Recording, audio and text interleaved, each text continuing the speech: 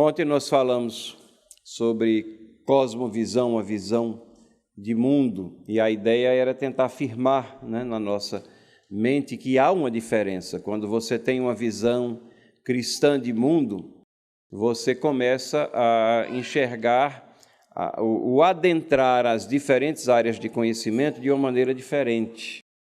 E começa a fazer relacionamento delas com o Criador, que é a fonte de todo o conhecimento.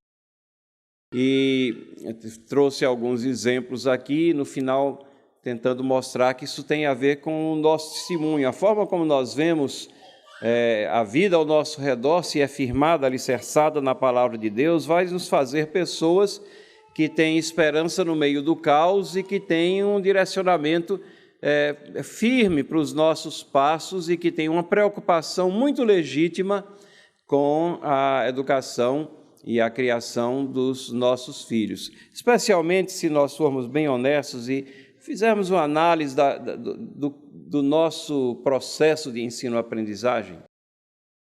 Como é que nós fomos educados, o que é que nós aprendemos e nesse caminho do aprendizado, quanto Deus foi alijado, foi sonegado desse caminhar. De tal maneira que isso vai gerando uma dicotomia na nossa vida e a gente termina se dedicando ou à parte acadêmica separadamente e à parte da igreja quase como devocional, ou às nossas profissões, ocupações, atividades, e achando que Deus não tem muita coisa a ver com aquilo, e no máximo às vezes a gente se preocupa num caminhar honesto que honre a Deus, mas a gente deveria estar glorificando a Deus em tudo que a gente faz, sabendo que é dele que procedem as habilidades, os dons e tudo aquilo que nós podemos fazer nessa peregrinação nossa. Hoje à noite eu quero particularizar a nossa atenção na questão do ataque à família pela educação secular. Obviamente que eu estou advocando que nós devemos ter uma abordagem cristã à educação. E vamos começando com uma pergunta aqui: o que é que está errado com a educação no Brasil? Existem muitas coisas que estão erradas com o nosso sistema educacional, a filosofia educacional que é praticada no nosso país e a forma como o ensino se processa nas nossas escolas. São problemas do ensino que devem preocupar não somente os cristãos, e que preocupam não somente os cristãos, mas preocupam também até o mundo acadêmico, depois de décadas de seguir uma filosofia que é danosa ao próprio processo de ensino-aprendizagem, tem visto o Brasil frequentar os últimos lugares lá nas avaliações internacionais, o chamado teste PISA, que nos coloca quase que no último lugar. Ainda tem 2 ou 3 que estão piores do que a gente, mas isso não é nada para a gente se gloriar, não é? Porque tem 60 que estão acima da gente. Então, essa é uma situação que tem que preocupar, alguma coisa tem que ser feita. Hoje, pela manhã, eu falei um pouco, toquei de relance nessa questão. Tem um estudioso chamado Fernando Capovilla, que ele diz que o que está se praticando ou que tem se praticado no Brasil é um crime de lesa humanidade, tamanha a extensão de se insistir com alguma coisa, com um modelo que não faz sentido e que retarda, por exemplo, a alfabetização de crianças e tudo mais, por questões que são não pedagógicas, mas eminentemente filosóficas, como exaltar excessivamente a autonomia e não se conscientizar de que a criança ela está desejosa e ávida por direcionamento, por diretrizes, mas dizem não, isso não pode ser feito pedagogicamente porque é uma coação acadêmica. E então você vai deixando até que esse entendimento se construa aí no coração ou na mente das crianças, e não o papel dos professores é diminuído. Então há toda uma complexidade nesse processo que leva a uma situação de dificuldade no sentido mais abrangente possível. Então, são 3 áreas aqui que eu gostaria de falar, porque nós não podemos falar exaustivamente sobre tudo isso, mas queria só trazer alguns exemplos e algumas considerações sobre conteúdos históricos e pedagógicos deficientes. Nosso ensino traz isso, sim. Conteúdos moralmente inadequados, que são trazidos e incorporados ao nosso processo de ensino. E, finalmente, conteúdos teologicamente destrutivos. Teologicamente, não, mas as crianças não estão lá para estudar teologia. Lê do engano, elas estão estudando teologia da pior espécie, né? A concepção de Deus, a concepção do universo, das coisas que a palavra de Deus fala. Então, você termina tendo conteúdos que são teologicamente destrutivos. E nós, como cristãos, povo de Deus, deveríamos ter a percepção bem aguçada e precisa sobre essa matéria. Por último, a gente espera trazer uma palavra de esperança extraída das Escrituras aqui. Então esse é o nosso roteiro aqui para os minutos que nós vamos estar falando sobre isso à frente. Conteúdos históricos e pedagógicos deficientes. Se há um verso na palavra de Deus que nós deveríamos estar bem atentos, é 1 Pedro 5,8, estejam alertas e vigiem, o diabo, o inimigo de vocês, anda ao redor como leão, rugindo e procurando a quem possa devorar. A gente lê isso às vezes e não se apercebe da gravidade do alerta que está dado. O mundo é tenebroso, o mundo jaz em trevas e o diabo está ao nosso redor e pensamentos que são anticristãos, eles entram nas mais diferentes áreas de conhecimento que nós pudermos pensar. E eu trago aqui um exemplo de um livro de História Geral. Esse livro de História Geral, Francisco de Assis Silva, volume 1, página 37, era o livro que estava sendo usado, uma vez eu dei uma palestra, estava sendo usado numa escola evangélica. Esse era o livro de história que estava sendo usado. E nesse trecho aqui, ele está falando de história geral, e ele está tratando, especificamente nessa página, da história do povo hebreu, né, dos judeus do Antigo Testamento. Vamos ver aqui apenas um pedacinho do que ele escreveu a respeito disso. Ele diz assim: a mais importante contribuição dos hebreus foi, sem dúvida, sua religião monoteísta, o judaísmo. Antes, porém, de atingir o estado monoteísta, crença em um único Deus, a religião passou por diversas fases. Quando nós olhamos com cuidado o que ele está falando aqui, já deveria dar para nós percebermos que ele tem uma premissa, é que a religião ou a religiosidade é fruto de uma evolução do pensamento.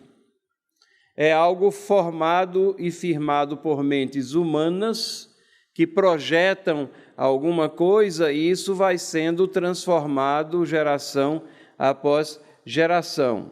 Mas espere um momento aqui, ele está falando de história geral. E onde é que ele encontra isso aqui? No grande documento que fala da história dos judeus, que é o Antigo Testamento. E a resposta ele não encontra lá, porque esse documento ele é descartado como fonte de pesquisa e ele vai a outras fontes, a outras tradições ou às suas próprias pressuposições e ilações, e ele começa a construir uma história que ela é dada aos alunos, ela é alimentada àqueles que estão ávidos por aprender, mas que não se coaduna, não faz sentido com a realidade.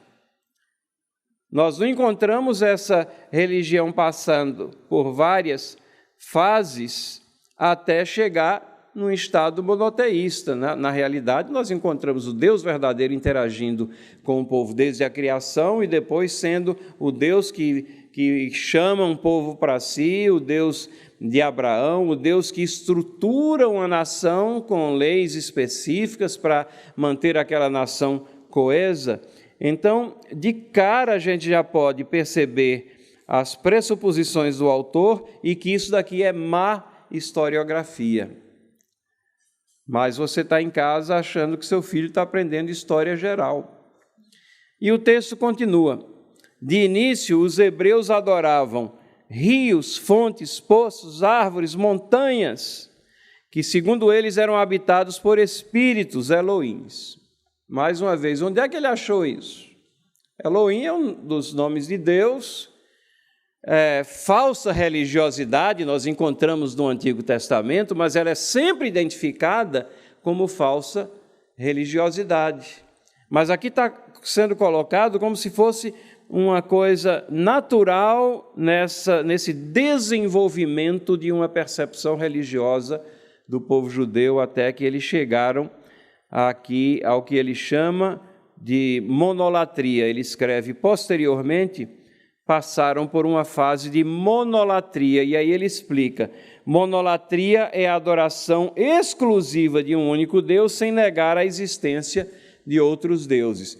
A palavra de Deus, o chamado lá desde o Pentateuco ouve, ó Israel, o Senhor vosso Deus é o único Senhor. Então, essa questão de aceitar a pessoa de Deus junto com aceitar outros deuses, não, outros deuses eram sempre colocados como sendo uma resultante da imaginação humana, do esforço humano, e que não tinham nada a ver com o Deus verdadeiro, o Deus de Israel, o Deus todo-poderoso, o Deus transcendente, que tinha seus propósitos e executava seus propósitos e executa eles aqui nessa terra. Então, nós vemos aqui conteúdos históricos, um livro de história que não traz uma história, ele traz uma percepção e a criança vai absorvendo esse tipo de entendimento sobre a história do povo judeu. Quando você conta uma outra história em casa, que está trazendo fruto da leitura da palavra, ou daquilo que foi discutido na escola dominical na igreja, você tem um choque aqui. E quem é que tem maior tempo junto ao ouvido daquela criança? É exatamente a escola, né? Durante 5 dias ele está lá ouvindo, né? A tia, o tio, e eles têm uma influência grande e, às vezes, não vamos nem culpar os professores, mas o material, e eu estou focando aqui no material que é dado para que essas mentes sejam formadas achando que religião é isso. É uma evolução de pensamento que vai chegando a algum tipo de percepção de alguma divindade, mas você não tem muita certeza porque tem outras divindades que você vai conservando ali de lado, se aquela que você está sendo devoto a ela não for aquela que realmente deve merecer sua devoção. Então, esses conteúdos, eles terminam minando a qualidade do processo educacional brasileiro, se não fosse o caso de estar minando também questões aqui de fé. Cláudio Moura Castro tem escrito bastante sobre a educação, e num artigo que ele escreveu aqui em abril de 2015, o nome do artigo é 500 mil de zeros no Enem. Ele escreveu o seguinte: na contramão do mundo, parte da nossa escola abraça o relativismo. É interessante isso, Cláudio Moura Castro não é um cristão, mas ele já percebeu que um dos problemas do nosso processo educacional é o relativismo. Não existem verdades, então a sua verdade não é a minha verdade, mas ambas podem coexistir pacificamente lado a lado, e nessa confusão o processo vai sendo dado andamento. Se eu acho isso, é meu direito. Reina nos impérios pedagógicos e nos autores da moda uma atmosfera que desvaloriza a tarefa de entender o que está no papel. Então, ele está falando de que não há objetividade no ensino, há uma posição relativa, exatamente porque não é politicamente correto você defender verdades, pilares inabaláveis, e você começa, então, a ter esse contexto que abriga o nosso ensino. Então, os conteúdos, eles são falhos. Pequena amostra aqui, pequena, mas que a gente poderia ficar simplesmente falando. Eu tenho diversos exemplos disso, mas aqui, para o nosso propósito, eu estou trazendo apenas esse exemplo. Mas nós temos, além disso, conteúdos moralmente inadequados, que estão presentes dentro do processo educacional, né? E qual é a responsabilidade dos cristãos nesse sentido, em meio a uma sociedade corrompida? Efésios capítulo 5, versículo 11, diz assim: não participem das obras infrutíferas das trevas, antes exponham-nas à luz. Para que nós possamos expô-las à luz, é preciso que nós tenhamos a luz, que estejamos firmados na palavra de Deus, que é luz. E nós precisamos, então, estar contrastando essas questões que têm aflorado e achado morada e guarida no nosso ensino, para que nós possamos expor à luz. E para que nós possamos fazer isso, no que diz respeito à educação dos nossos filhos, é necessário que estejamos acompanhando mesmo e vendo, interessados, o que é que está sendo ensinado, o que é que você está lendo, qual foi a tarefa que foi dada, qual é o livro paradidático que você está recebendo agora para ler, e sempre consciente de que você tem que dar o contraste daquele caminho que é o certo, se o seu filho, sua filha estiver recebendo ensinamentos errados ou contraditórios no processo educacional. A dissolução moral no ensino brasileiro, ela é clara, ela é evidente. Talvez vocês se lembrem desse incidente aqui.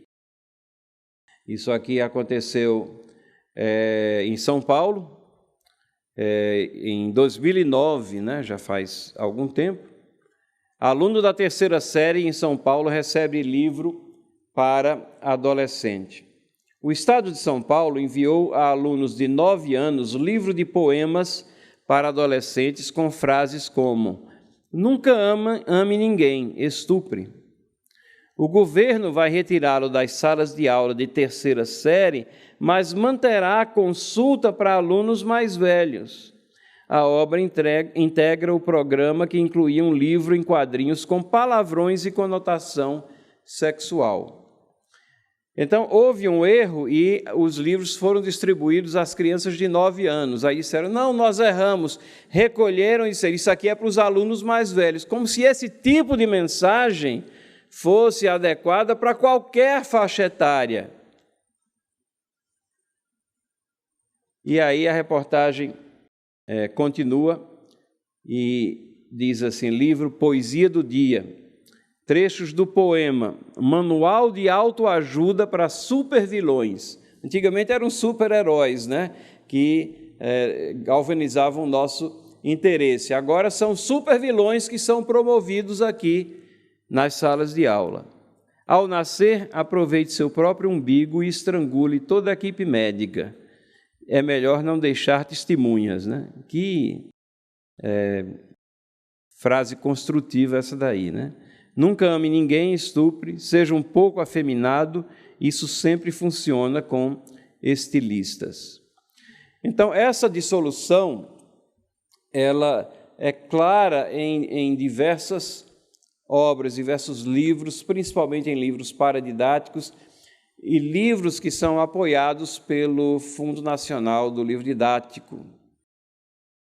Mas não vem de agora, e por isso que eu digo que às vezes a gente estava meio narcotizado quando nós estávamos no meio desse processo, talvez até como alunos. Então eu trago aqui um exemplo de um livro de ciências de 1996. 1996, né? Ciências, Natureza e Vida, da renomada publicadora FTD. Ora, esse livro aqui, na área, ou nesse capítulo que eu li, ele estava apresentando funções celulares, cromossomos, anatomia, funções digestivas e reprodutivas da fisiologia humana. E você pode pensar, o que é que pode dar errado? É um livro de ciências, está ensinando aquilo que é o corpo humano, funções celulares, né, mitose e outras coisas aí que vão caracterizar como é que as células se comportam, se dividem, se subdividem. Não pode dar nada errado nisso, mas pode, né? 1996, ele começa a falar do sistema reprodutor, da educação sexual, e vejam, esse livro apresenta como normal durante a puberdade as fantasias, a atração, a admiração e o desejo por companheiros do mesmo sexo. É importante não confundir a atração sexual do indivíduo com sua identidade sexual, está na página 156. Então, isso vem sendo martelado há décadas, e aí a gente não pode se surpreender nos dias de hoje quando nós vemos uma multiplicidade de pessoas que têm essa ideia incorporada de que isso é normal. A palavra de Deus diz que não é normal. A palavra de Deus diz que isso é um desvio.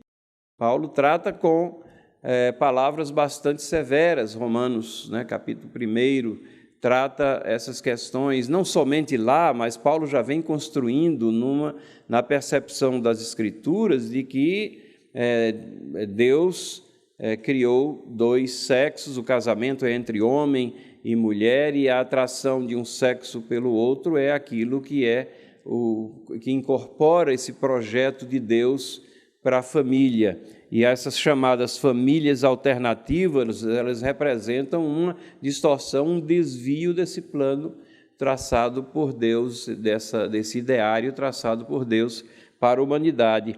E não tem jeito, isso vai resultar em problemas para a própria sociedade, para a própria humanidade. O livro continua e diz assim: a conduta homossexual não é aceita pela sociedade, 1996.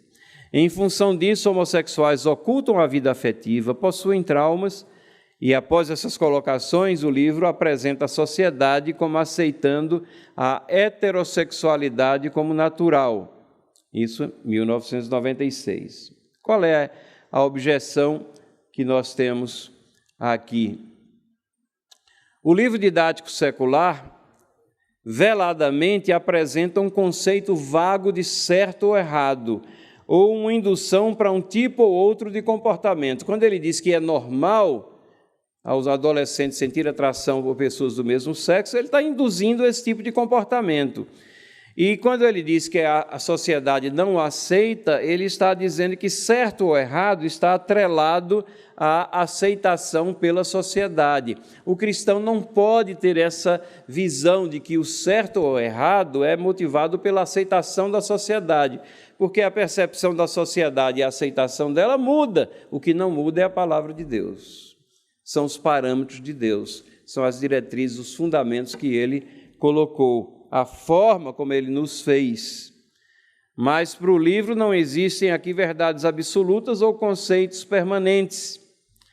E se a sociedade passar a aceitar a homossexualidade como normal, até como modo de vida mais avançado e desejável, como praticamente está ocorrendo, né, nos nossos dias, passa a ser a norma? Passa a ser correto, então? Então, dessa maneira que o veneno é inoculado, e tem sido inoculado há décadas. Há décadas. Então, quando nós olhamos a sociedade de hoje, ela é fruto de uma instrução que vem sendo levada a efeito durante décadas. E nós estamos aqui nessa parte de conteúdos que são moralmente inaceitáveis, né? Nós temos, na realidade, em livros aqui bem recentes, promoção e defesa do homossexualismo. Esse livro aqui é Cenas da História, Manual do Professor. E ele diz assim: na Grécia Antiga, a homossexualidade masculina era aceita, em especial a relação entre homens mais velhos e jovens. E, na realidade, ele não está fazendo só um registro histórico. Primeiro, ele está fazendo um exagero histórico, mas ele não está fazendo só um registro histórico. Mas ele está usando isso como ponto de justificativa para dizer, se na Grécia Antiga era desse jeito, então não tem nada demais nos nossos tempos. Se os gregos, que eram tão avançados no seu entendimento, tinham essa percepção, qual o problema de nós termos essa percepção na sociedade? Mas é interessante que ele vai e fala entre homens mais velhos e jovens, então aqui está naquela situação limite de exaltação da pedofilia também. Nós podemos enxergar aqui um proto-incentivo à pedofilia. Mas o interessante é no exercício que é dado aqui. Veja, o aluno ele é comandado a fazer o quê? Diz assim, compare o passado com o presente. Ele tem que comparar as duas situações, a Grécia Antiga com o presente. Observe os movimentos, e aqui eu só coloquei isso, mas no texto ele fala, os movimentos LGBTQ, XYZ, que estão aí a favor de todas as formas alternativas comportamentais, as decisões do STF que tornam legítima a união entre pessoas do mesmo sexo, e a tarefa é a seguinte: discuta aspectos que favorecem aqueles enquadrados nessa categoria. E B, escreva um texto defendendo os direitos dessa categoria.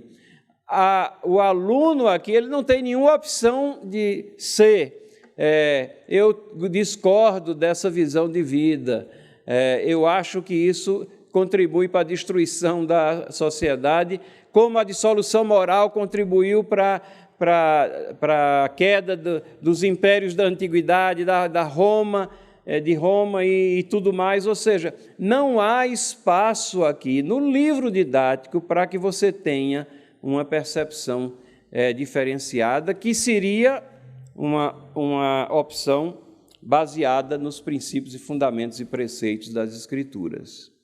Ele é induzido até nos exercícios a produzir textos de defesa da situação atual. Então, nós estamos envolvidos, na realidade, numa grande batalha, ou numa grande guerra, né? Com várias batalhas. Vejam essa notícia aqui da Folha de São Paulo, isso em 2011, Lula Ramírez, que é um defensor da causa LGBT, lutamos por uma escola que não seja heteronormativa. Então, se a escola tem uma visão heteronormativa, ele luta contra. Ele diz assim, lutamos por uma escola que não seja heteronormativa. Na escola de hoje, o que se divulga é aquele modelo de família perfeita, com pai, mãe e filhos. Isso está mudando, a escola deve promover a convivência democrática desde cedo.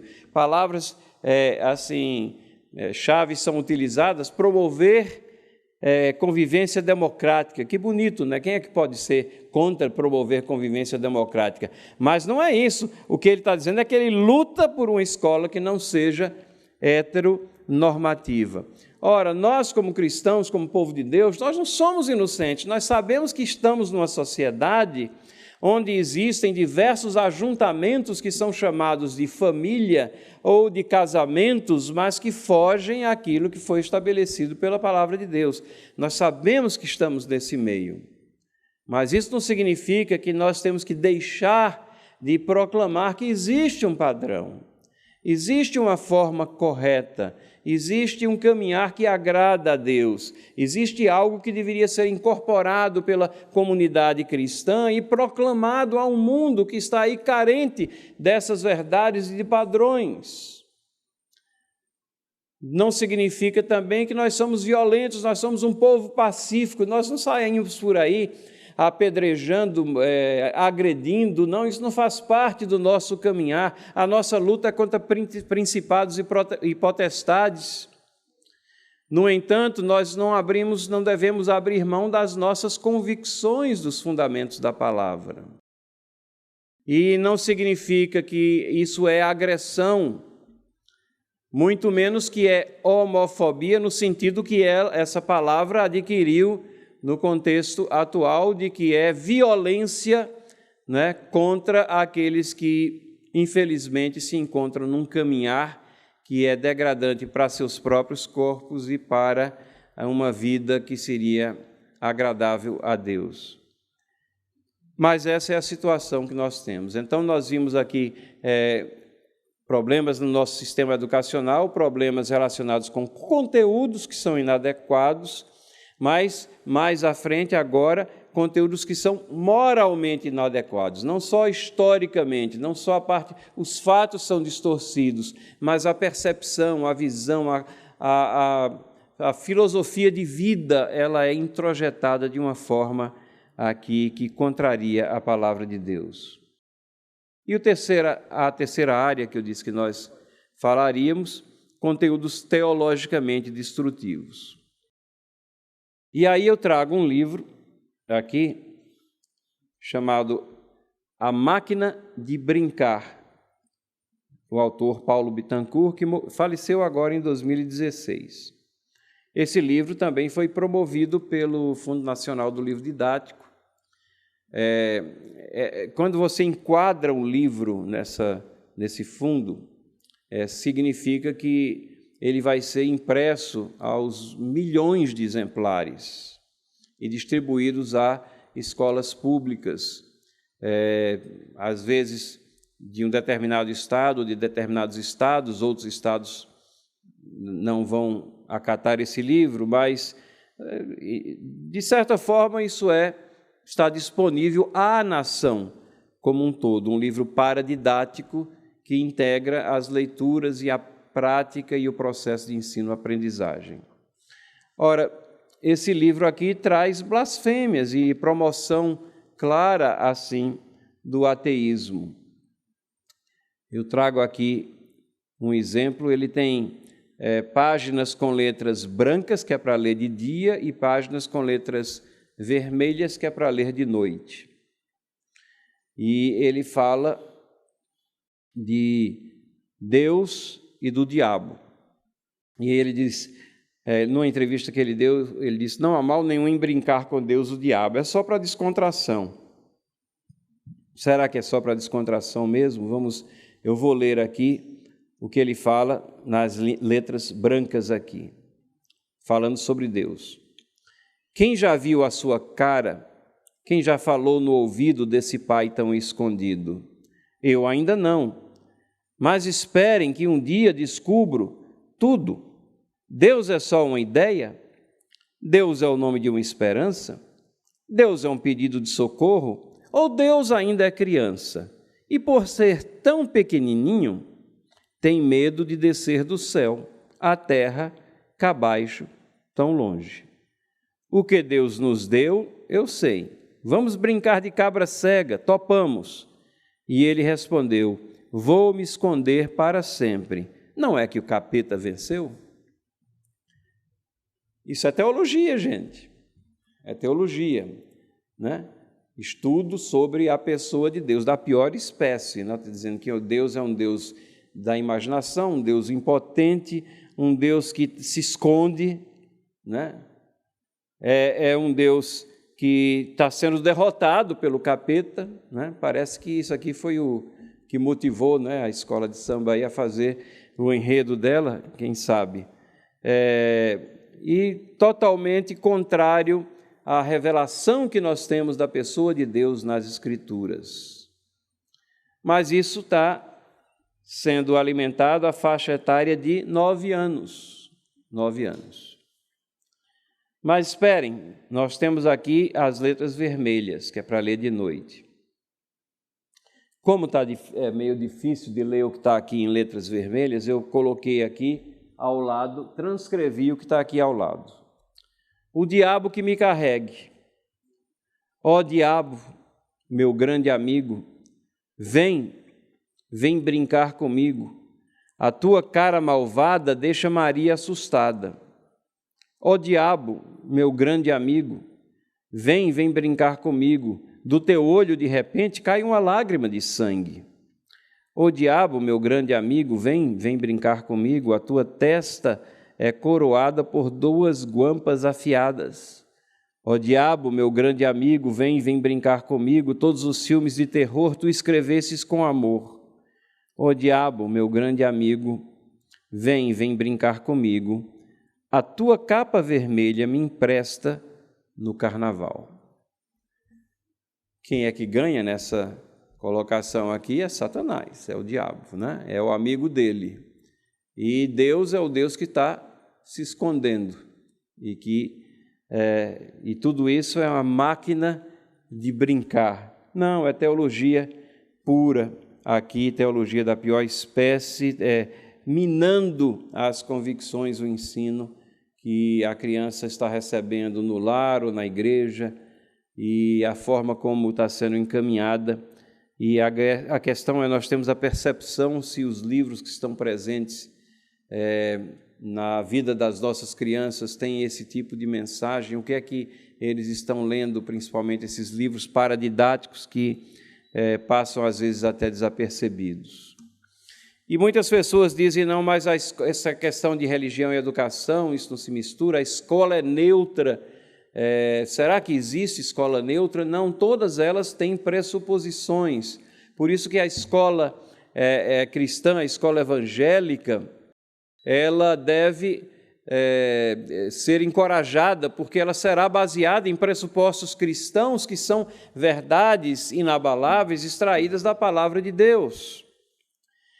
Gordon Clark é um filósofo que escreve sobre essa questão de educação, e ele diz assim, sobre neutralidade acadêmica, ele classifica de mito. Ele diz, as escolas, de uma forma geral, não são obviamente cristãs, mas com semelhante obviedade não são neutras.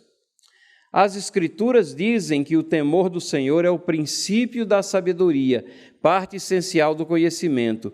Mas as escolas, omitindo todas as referências a Deus, passam aos alunos a noção de que o conhecimento se obtém sem qualquer relacionamento com Deus. Elas ensinam, na realidade, que Deus não tem qualquer controle sobre a história, que não existe qualquer planejamento nos eventos operados por Deus e que Deus não preordenou qualquer acontecimento.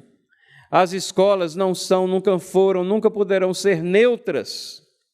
O sistema escolar que ignora a Deus ensina seus alunos a ignorarem a Deus.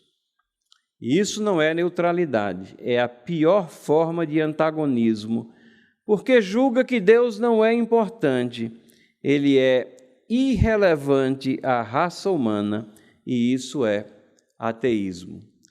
E, irmãos e irmãs, se nós formos honestos, nós vamos admitir que grande parte da nossa educação trilhou essa visão de que Deus é irrelevante ou desnecessário no processo educacional. A gente aprende sobre todas as coisas e Deus é sonegado dessa visão de mundo que está presente na educação. Então eu queria já, caminhando para a conclusão, trazer uma palavra de esperança na educação escolar cristã. Resposta que já foi dada há séculos, né? Lá em Provérbios 22:6, ensina a criança no caminho em que deve andar, e ainda quando for velho, não se desviará dele. Eu trago aqui, isso nos remete a essa necessidade de uma abordagem cristã da educação, de escolas. E eu trago aqui um exemplo de uma vida de Ashbel Green Simonton. Simonton foi o primeiro missionário presbiteriano. Ele veio naquela onda missionária que trouxe missionários batistas, congregacionais, presbiterianos. aportou aqui em 1858 no Brasil. Teve uma vida curta, mas muito produtiva para Deus. Ele estudou em Princeton, estudou com o grande teólogo Charles Hodge. Muitos missionários saíram daquela classe, uma classe que primava e ensinava a teologia da reforma. E quem acha que teologia da reforma é contraditória a missões não entende muito bem do que é a teologia da reforma, nem de história, porque os exemplos históricos mostram o contrário. Quando ela é enfatizada, o movimento de evangelização e missionário ele toma ímpeto. Simonton, ele viveu apenas 7 anos aqui no Brasil, 7 anos e meio. E ele chegou aqui solteiro, deixou a noiva nos Estados Unidos, voltou na metade do seu tempo aqui, casou e trouxe a esposa. E depois, 1 ano depois que eles chegaram aqui, a sua filhinha nasceu. Só que ela faleceu de parto, né? E a gente sabe bastante da vida dele porque tem um diário, o diário de Simonton, onde você tem os detalhes, o que é que ele sentia nesses momentos, a dor que ele sentiu com a perda da esposa, palavras que em momento nenhum expressam revolta contra Deus, mas perplexidade, ele não entendia. E palavras também no início do seu ministério, que ele dizia, está tudo indo tão bem, e o meu professor dizia que eu ia enfrentar sofrimentos, mas ele não sabia que iria realmente enfrentar os sofrimentos mais tarde. E ele pregou um último sermão há 4 meses da sua morte. Ele morreu de febre amarela aos 34 anos. Aqui está a foto de Simonton. Aqui é a foto dele com a filhinha dele, e aqui uma foto do túmulo, que fica lá perto da minha residência, lá em São Paulo, no cemitério dos protestantes. Aos 34 anos, ele pregou no presbitério do Rio de Janeiro, ou seja, já tinha um grupo de igrejas formadas. 7 anos e meio ele já tinha formado um grupo de igrejas, e ele pregou esse sermão, 5 pontos para plantar o reino de Deus no Brasil. Quais são esses 5 pontos aqui que Simonton coloca? O primeiro, a gente pode pensar, é a pregação. Não, a vida santa de todo crente seria o meio mais eficaz, diz ele. E ele adiciona no seu diário lá, sem esse daqui, ou no seu sermão que está no diário, né? Sem esse ponto, os outros não terão eficácia aqui. A vida santa de todo crente era algo importantíssimo e é algo importantíssimo em todos os tempos. Segundo, disseminação da palavra de Deus, a Bíblia, porções da Bíblia e literatura sobre a Bíblia. Ele dava importância às Escrituras e à palavra escrita.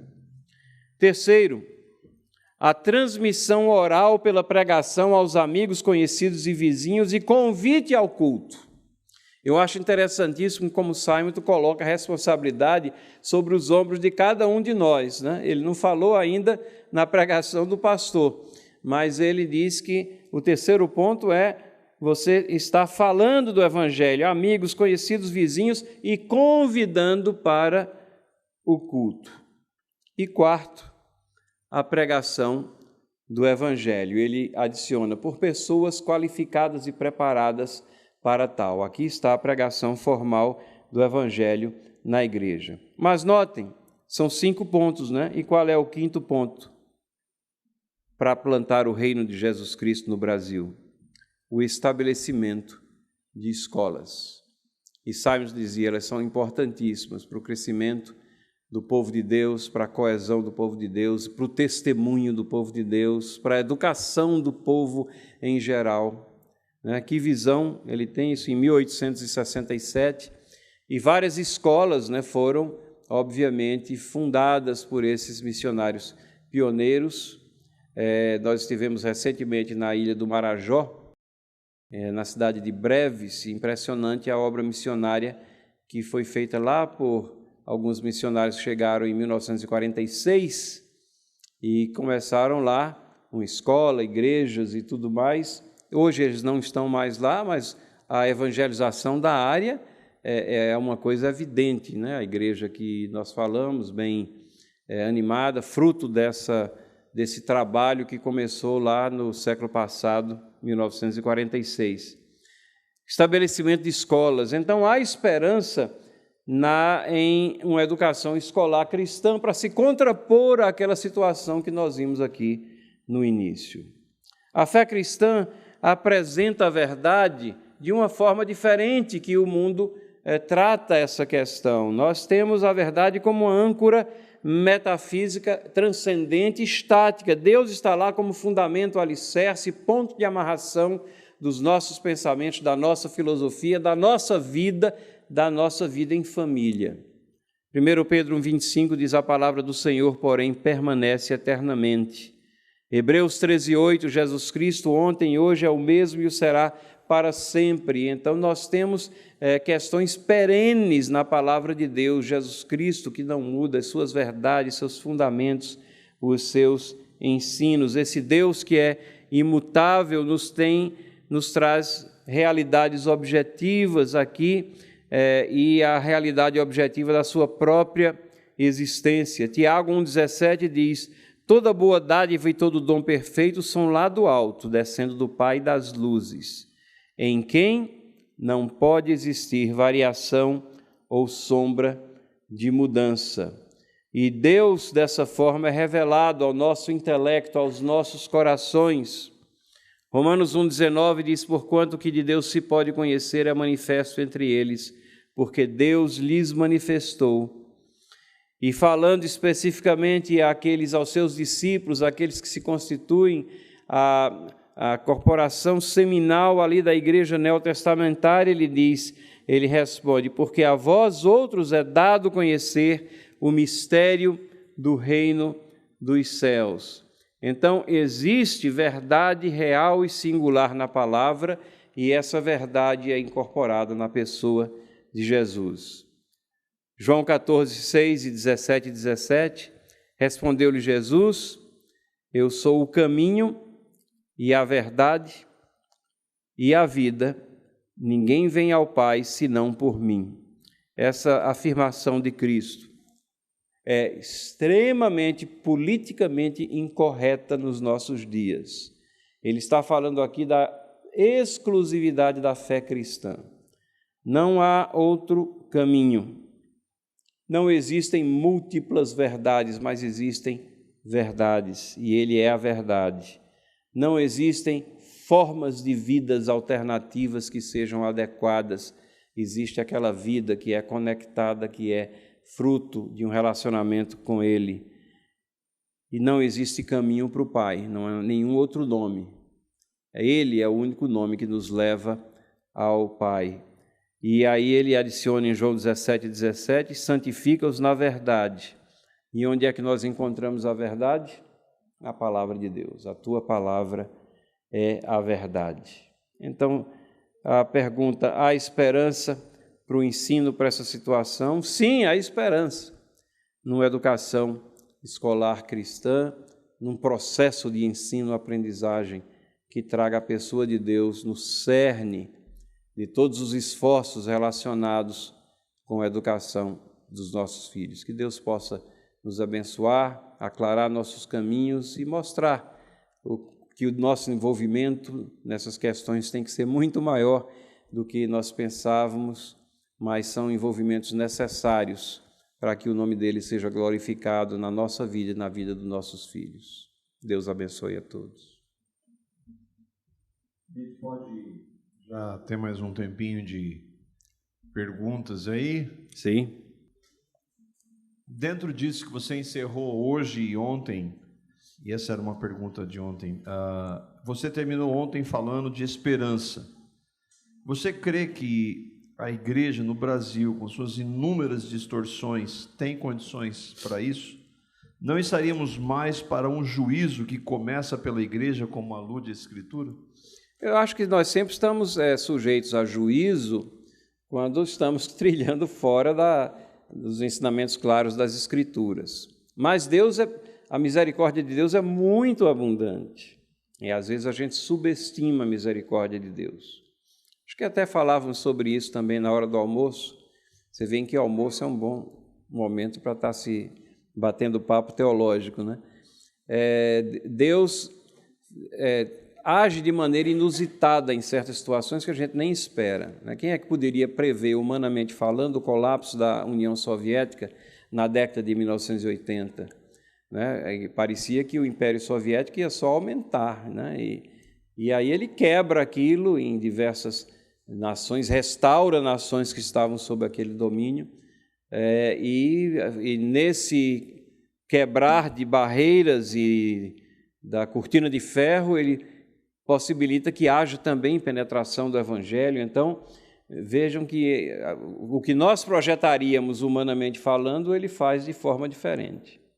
Então, a nossa oração, apesar de nós devemos ser realistas e ver essa situação de julgamento, porque muito do que se chama de devoção genuína não é devoção genuína, nós temos que ter essa percepção e evitar esses caminhos.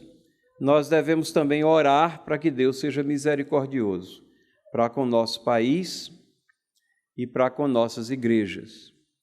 E, na prática, eu sou um pouco otimista nesse sentido. Eu sou otimista, né? Tiro um pouco daí. Sou otimista porque eu tenho visto pessoas, e principalmente muitos jovens, interessados numa teologia sã, num caminhar mais próximo de Cristo, da palavra. Tenho visto escolas que são formadas por igrejas que têm sérios problemas, mas escolas que, ao meterem a mão na massa, estão ávidas por algum tipo de cosmovisão que dê coerência ao processo cristão de ensino-aprendizagem. Então, até fiz referência a isso, que eu, alguns anos atrás, fui dar palestras, e outros companheiros meus, que eu tenho a convicção que eles têm uma excelente teologia, eles foram também conclamados, e que estão na área educacional, a dar palestras numa convenção de escolas, de igrejas que têm sérios problemas doutrinários, sim, mas as escolas queriam beber teologia sã, que ter uma visão, uma cosmovisão que honrasse a Deus e que desse coerência ao processo de ensino-aprendizagem que eles já haviam embarcado neles. Então, havia, naquela situação, corações abertos e ouvidos bem abertos também para aquilo que foi dito. E a gente não costuma medir palavras e falar exatamente o que acreditamos que a Bíblia está ensinando. Então, como é que talvez essas igrejas possam ser melhoradas e serem purificadas? Talvez até através desses movimentos que vêm através de escolas cristãs. Porque aí o resultado é muito visível, né, na prática, na vida dos filhos, na coesão das famílias. Então, é possível. Ontem uma irmã pediu ela congrega conosco e não pôde estar, e ela perguntou se você conhece a linha de ensino Montessori, que é da Jocum, que é Jovens com uma Missão. Sim, tem diversos pontos positivos. Mesmo qualquer corrente, a gente tem que estudar bem e ver se há alguma contribuição, se há alguma percepção que foi possibilitada pela graça comum de Deus. O interesse individualizado que a abordagem montessoriana traz ao ensino é algo muito bom, mas, ao mesmo tempo, a gente tem que ter a percepção que não é a educação escolar cristã, e não é uma movimentação que surgiu para convergir os pensamentos no Criador e trazê-lo presente em todas as áreas do saber, né? Até o construtivismo do Piaget, que eu sou bastante crítico, e um terço do meu livro faz essas críticas aqui, porque é a visão muito presente no nosso processo educacional, mas eu destaco alguns pontos positivos, melhorou a interatividade com os alunos, os materiais ficaram mais interessantes, os livros ficaram mais fáceis bem longe daquilo que eu experimentei quando eu era criança. Isso faz muitas décadas, obviamente, mas na minha época os livros eram extremamente maçantes, a letra quase você não conseguia ler, e era tudo preto e branco, não tinha nada em cores. Então, essas visões pedagógicas, a gente tem que examinar tudo e reter o que é bom. Eu não tenho condição de colocar a minha filha numa escola cristã. Ela estuda em uma escola pública. O que fazer?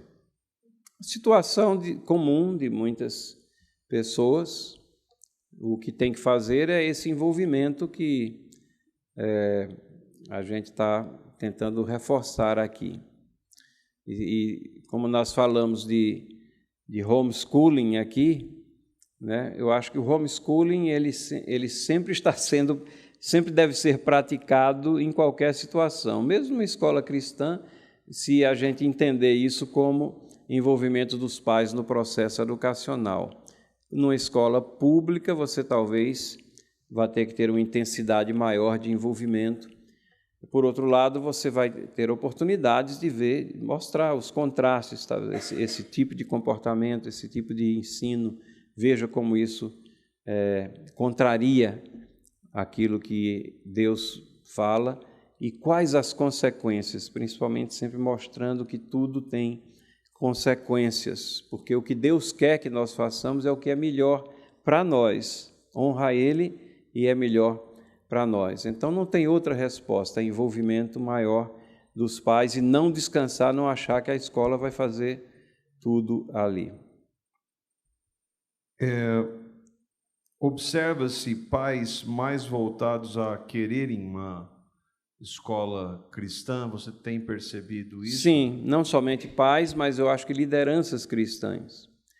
A Associação Internacional de Escolas Cristãs, ACSE, ela promove um curso, não é um curso, são 2 dias de palestras, anualmente. Como começar uma escola cristã? Todo ano tem 50, 60 líderes de igrejas ou pessoas, ou às vezes até empresários cristãos assim, interessados em começar. E no site da ACSE, se procurarem no Google aí, ACSI, tem lá tem vários livros, e um desses livros é Como Começar uma Escola Cristã, né? Então, eu noto um desejo de pais, desejo de igrejas, desejo de líderes evangélicos de dar mais importância a essa questão. Isso é interessante porque essa já foi a visão das igrejas, né? Lutero, uma das máximas assim do luteranismo é em cada igreja uma escola, em cada igreja uma escola, né? E eles praticaram isso durante séculos, e como eu falei aqui, os missionários que vieram, eles foram ávidos fundadores de escolas. Depois a gente se acomodou um pouco e perdeu a percepção de que abrir mão disso era uma coisa perigosa, mas hoje acho que Deus está trabalhando no coração de pessoas. A sua compreensão sobre o escola sem partido? Essa é daquele tipo de pergunta, né, que faziam a Jesus quando queriam encostar ele no canto da parede. A escola sem partido, a minha percepção é a seguinte: quando começou esse movimento, eu pude perceber, era evidente a percepção da minha parte de que a motivação era muito boa pela excessiva e massiva ideologização que está presente estava presente e está presente ainda no ensino. E uma ideologização nociva, né, marxista e destrutiva do indivíduo, coletivista na sua abordagem, alijadora da pessoa de Deus e tudo mais. No entanto, apesar de eu ver a motivação ser boa e até algumas ações serem boas, eu sempre tive um pouco de cautela, porque uma das premissas do Escola Sem Partido é que a educação deve ser neutra, né? E não existe educação neutra. Não existe educação neutra. O problema é que nós estávamos submetidos à pior forma de parcialidade na educação. Então, a resposta que eu tenho não é uma escola sem partido, é uma escola que tem o partido certo, não estou falando partido político, mas o partido de Deus aqui, que seja uma escola cristã, que defenda os princípios que emanam da palavra de Deus. Se eu defender com unhas e dentes as premissas do Escola Sem Partido, eu posso terminar sendo contra o estabelecimento de uma escola cristã. E é uma posição que eu não posso adotar. Considerando a distração e os problemas que a tecnologia trouxe para as nossas crianças, como os pais podem usar a tecnologia de modo a beneficiá-las? Esse é um esforço não só dos pais, né, mas da sociedade e das escolas. Escolas conscientes, elas estão tentando usar a tecnologia como uma ferramenta e não como um fim em si. E talvez os pais estarem um pouquinho mais ligados. O que escolas estão fazendo ajude eles até a administrar a situação dentro do lar. Tem um livro interessante, escrito por Amanda Ripley, As Crianças Mais Inteligentes do Mundo, que ela pegou assim aqueles países que estão mais bem pontuados no PISA, que é a aferição internacional, e aí seguiu a trajetória de alguns alunos que estavam fazendo intercâmbio. É uma jornalista norte-americana, então ela pegou alguém dos Estados Unidos que estava indo para a Finlândia e seguiu esse aluno lá para ver como era o processo lá. Outro que ia para outro país, outro que ia para a Coreia. Eu lembro bem do incidente da Coreia, que ele chegou lá, na terra da Samsung e tudo mais, né, e achou que a escola ia ser só parafernália eletrônica do começo ao fim. E havia um mínimo de equipamentos eletrônicos lá, e a Coreia do Sul, ela ascendeu bastante nas pontuações internacionais. Então, você vê que não é simplesmente jogar um monte de tecnologia que você vai produzir boa educação, mas é de tratar integradamente, holisticamente, o processo de ensino-aprendizagem. Os pais devem traçar limites para os filhos. Nos primórdios da internet, nós fizemos isso na nossa casa, e essa é uma história um pouco longa aí, mas só resumindo em poucas palavras, nós delimitamos o acesso a um espaço comum. A sala de jantar virou a espécie dos computadores onde eles iam fazer tarefas de casa e tudo. E a gente abriu mão, tirou a minha esposa se lembra disso porque ela gostava muito da mesa. Mas a gente transformou no escritório, ficou um local de convivência. Mas não foi isso daí, nós traçamos um pacto, né? E esse pacto está até no meu site, um dos sites meus, que é www.solanoportela.net, se não me falha a memória. Chama-se Pacto de Pureza, onde a gente coloca certos versos da Palavra de Deus e todos lá se comprometeram a seguir aquelas diretrizes ali. E aquilo foi interessante porque servia de fio de prumo para os nossos filhos e para os amigos e visitantes que chegavam, servia também de testemunho. Eles viam que ali tinha que ser diferente a questão. Lógico que mudou, isso faz quanto tempo? 30 anos, né? Sei lá, 25 anos? Não, menos, 20 anos, 20 anos atrás. Então, hoje em dia, a acessibilidade foi ampliada e você perde grande parte desse controle. Mas o mais importante disso tudo não é controlar o dispositivo, é controlar o coração, né? Então, tem que ser trabalhado essas questões. Os pais não se deixarem levar por essa questão de que privacidade é um bem supremo, maior, acima de tudo, intocável. Não, você mora aqui e as regras aqui são essas, e eu vou lhe explicar o porquê delas, né? Então, e você tem responsabilidades, não somente para conosco, que nós estamos vendo você de vez em quando, mas essencialmente para Deus que está vendo tudo. Então, começar a tratar da questão abertamente. Pior coisa é quando o pai e a mãe ficam cheios de dedos para falar dessas coisas e não quer falar, e porque o adolescente ou a criança tem direitos à sua vida, à sua privacidade, a se trancar. Não é bem assim, né? Então, vamos restaurar um pouco da escala de autoridade dentro da família. Muitos pais desejam filhos moralmente educados, mas poucos se interessam em criá-los no temor ao Senhor. E a gente vê isso na forma como eles se comprometem com a vida da igreja, santidade e conhecimento da palavra. Como tratar com esses membros da igreja? Toda igreja tem pessoas que se envolvem pouco com a igreja. E uma das consequências de um pouco envolvimento com a igreja, o que está aí relatado é uma consequência.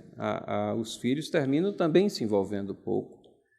E uma igreja que pretende ser saudável, honrar a Deus, as famílias deveriam ter um bom e saudável envolvimento e também ter atividades e oportunidades para que os filhos também façam seu círculo de amizades, façam suas interações sociais dentro desse ambiente da igreja para fortalecer as famílias, né?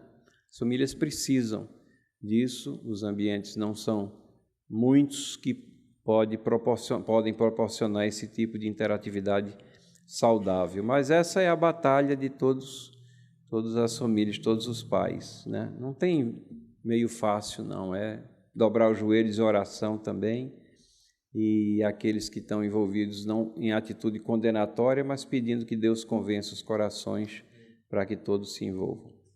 Uma última aqui, porque tem várias aqui, mas do nosso tempo. Com as divergências entre os cristãos, defender a educação cristã não seria uma forma de ecumenismo? Qual a escola, qual versão, porque daí entra nas questões de diferentes teologias, por exemplo, né? Como é que lidar com isso? Quando você fala de uma escola cristã, parte de uma premissa dentro da teologia reformada. Como eu disse, você tem escolas cristãs que têm somente o nome, mas não há diferença na educação da escola da esquina, a outra escola. Mas não é isso não é educação escolar cristã. A Bíblia tem que permear o todo da escola. Quando isso ocorre, mesmo que a teologia da proprietária, da dona, da igreja que a abriga, o que for, seja deficiente, mas se o processo educacional for levado com seriedade e a palavra de Deus estiver presente, ela vai ter um efeito purificador e um efeito convergente às doutrinas essenciais da palavra. A gente não objetiva um mínimo denominador comum, não é esse, mas é uma exaltação da pessoa de Deus e das Escrituras dentro do processo educacional. Ficar martelando em cima disso, e a escola vai estar caminhando pelo menos numa direção mais firme. Muitas vezes, como eu já falei aqui, ela vai caminhar mais rápido e mais firme do que uma denominação que a abriga.